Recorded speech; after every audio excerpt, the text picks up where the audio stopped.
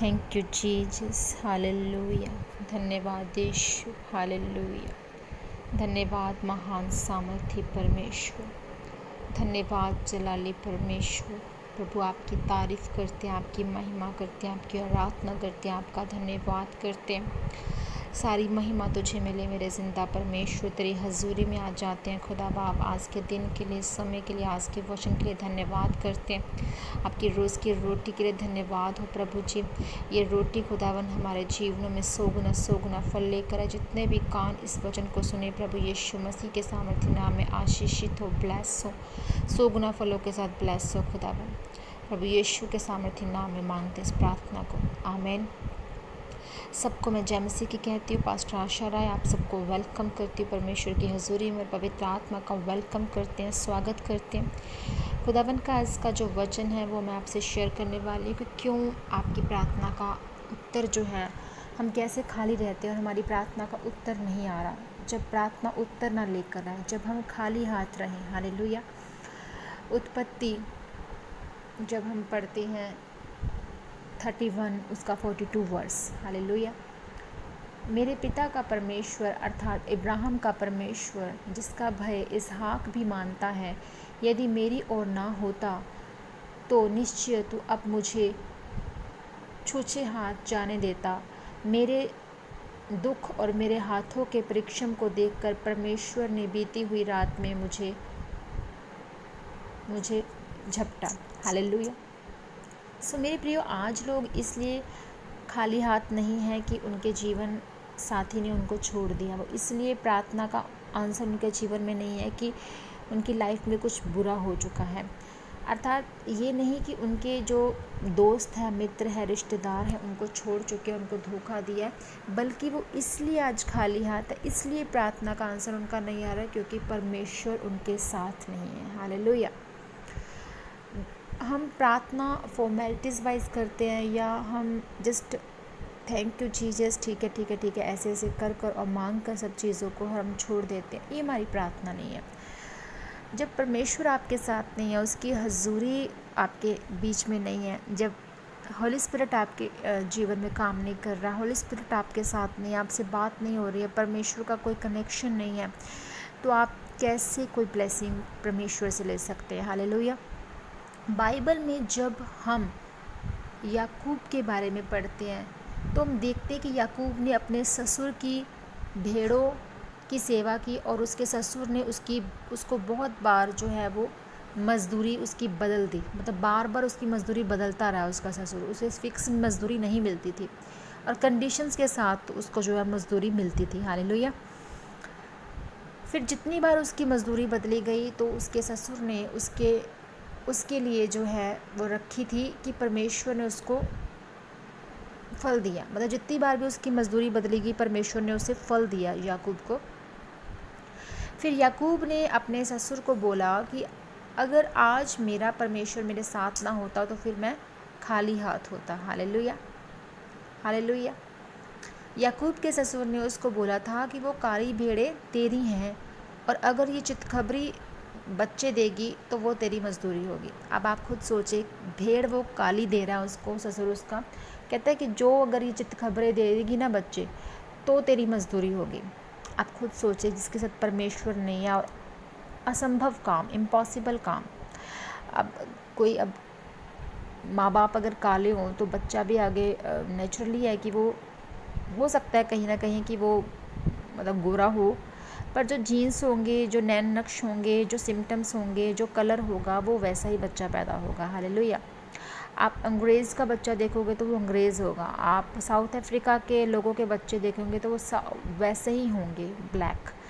तो जो आपकी जो नस्ल है, जो जीन्स हैं, वही बच्चा पैदा होता है, प्रेज़ द लॉर्ड। तो यहाँ पर याकूब को उसका ससुर काली भेड़ें दे रहा है, और उसको कह रहा है कि काली भेड़ें तेरी हैं, और अगर ये चितखबरी बच्चे देगी तो ये तेरी मज़दूरी होगी।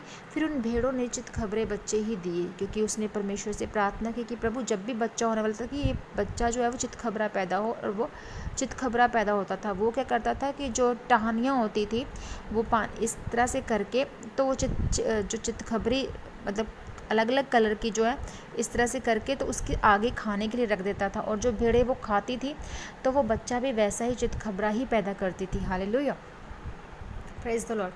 फिर उन भेड़ों ने चितखबरे बच्चे ही दिए, और अगर याकूब के साथ परमेश्वर ना होता तो ये कभी ना होता, वो हमेशा खाली हाथ रहता। और पर याकूब ने अपने संबंध जो है वो परमेश्वर के साथ मजबूत बनाए थे। वो प्रार्थना करने वाला था, और जब भी प्रार्थना करता था, जैसे ही बच्चे पैदा होने के लिए वो बोलता था, वैसे ही बच्चे पैदा होते थे, और वो खाली हाथ कभी नहीं रहता था। उसकी प्रार्थना का आंसर उससे मिलता था। आज आपकी प्रार्थना का आंसर परमेश्वर क्यों नहीं दे रहे हैं? क्योंकि आज आप भी खाली हाथ है, आप उसकी सामर्थ्य से खाली हैं, आप उसके साथ कनेक्शन से खाली हैं। सो मेरे प्यारो, अगर बहुत सारे लोग हैं जो खाली हाथ है, जिनको प्रार्थना का आंसर नहीं मिल रहा, जो प्रार्थना नहीं करते हैं, वो परमेश्वर के साथ अपना संबंध नहीं बनाते और फिर बोलते हैं कि हम खाली हाथ क्यों हैं, परमेश्वर ने हमें आशीषित क्यों नहीं किया। तो जो हम प्रार्थना करते हैं हमें उसका उत्तर क्यों नहीं मिलता। बाइबल में जब हम हिजकिय्याह के बारे में पढ़ते तो हम देखते हैं कि उसका संबंध परमेश्वर के साथ मजबूत था, और जब उसको परमेश्वर के दास ने बताया कि अब तू मरने वाला है और तूने अपनी संपत्ति, जो पैसा, जो धन दौलत तेरे पास है, उसको देना है, उसको दे दे, जिसको देना दे दे, तो फिर उसने उसी समय अपना चेहरा दीवार की ओर मोड़कर प्रार्थना की, और उसी समय परमेश्वर ने उसकी प्रार्थना का उत्तर उसको दिया और उसको खाली हाथ ना रहने दिया। आप जानते हैं कि उसी समय, उसी घड़ी प्रार्थना का आंसर उसे मिला। उसकी उम्र के 15 साल और बढ़ा देंगे, और जो उस समय उसने प्रार्थना की थी वो कम से कम सिर्फ 2 या 3 मिनट की होगी। तो याद रखिए, जब आप रोज़ प्रार्थना करते हो तो परमेश्वर के साथ आपका संबंध मजबूत होता है। फिर मुसीबत, परेशानी, दुख के समय अगर आप 2 मिनट या कुछ सेकंड भी उसको पुकारते तो खुदावन उसी घड़ी, उसी समय आपकी सुनता है। प्रार्थना भी उत्तर लेकर आती है, और आप खाली हाथ नहीं रहते, और परमेश्वर आपको आशीषित करते हैं। इसलिए मेरे प्यारों, प्रार्थना, उपवास और वचन में बढ़े, अपना संबंध परमेश्वर के साथ मजबूत बनाएं, ताकि आप खाली हाथ ना रहें। जैसे परमेश्वर ने याकूब और हिजकिय्याह को खाली हाथ नहीं रहने दिया था, जैसे परमेश्वर ने उनको आशीषित किया था, वैसे वो आपको भी आशीषित करेगा, ताकि आप खाली हाथ ना रहें। इस वचन के द्वारा परमेश्वर आपको आशीषित करे। आमीन। प्रार्थना करते हैं। सर्वशक्तिमान परमेश्वर प्रभु, इस वचन के लिए मैं प्रार्थना करती हूँ, धन्यवाद करती हूँ आपका प्रभु जी। मेरे खुदावन ये जान चुके हैं सुनने वाले, और मैं भी जान चुकी हूँ, और हम सब जान चुके हैं प्रभु जी कि हम खाली हाथ क्यों रहते हैं। खुदावन जी, आज से खाली हाथ ना रहेंगे खुदावन, मेरा विश्वास है। ये प्रार्थना करेंगे तो उससे कनेक्शन को एस्टेब्लिश करेंगे खुदावन जी, और पवित्र आत्मा आपके और इन लोगों के बीच में मौजूद होगा, जो कनेक्शन को बिल्ड करेगा खुदावन जी। और आप इनकी प्रार्थना का जब भी ये दुख में, परेशानी में, मुसीबत में होंगे, और उसी घड़ी आप ये आपको पुकारेंगे तो आप इनकी सुनेंगे खुदावन। मेरे परमेश्वर, मैं आपका धन्यवाद करती हूँ कि आज से खाली हाथ न रहे प्रभु। ये अंगीकार करे तेरे साथ कि प्रभु ये प्रार्थना में, उपवास में और वचन में बढ़ेंगे, और प्रभु जी आपके कामों को करेंगे। परमेश्वर, आप इन सबको ब्लेस करें, आशीषित करें इस वचन के ज़रिए, आप इनके जीवन में काम करें, और ये 100 गुना फलों के साथ ब्लेस हो। यीशु मसीह के सामर्थ्य नाम में इस वचन के साथ मांग लेते हैं। आमीन, आमीन, आमीन। खुदावन आप सबको आशीष शुभ बरकत दे।